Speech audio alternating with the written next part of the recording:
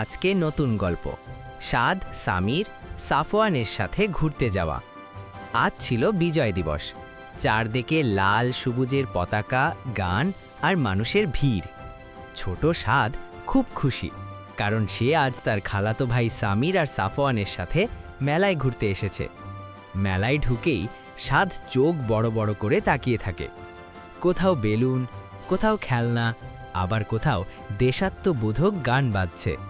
সামির বলল, চলো না, নাগরদোলায় উঠি। সাফওয়ান হেসে বলল, না না, আগে চলো পতাকা কিনি।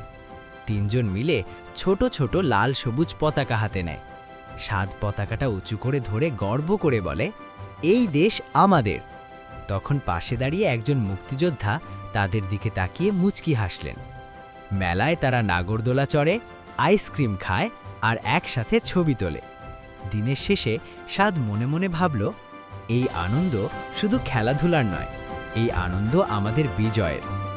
গল্পের কথা একটাই, বিজয় দিবস মানে শুধু মেলা নয়, বিজয় দিবস মানে গর্ব আর একসাথে থাকার সুখ। ছোট্ট বন্ধুরা, সাদ আর সামিরের ঘুরতে যাওয়া গল্পটা যদি ভালো লাগে তাহলে একটা লাইক করো, আর গল্পটা কেমন লাগলো কমেন্ট করতে ভুলো না।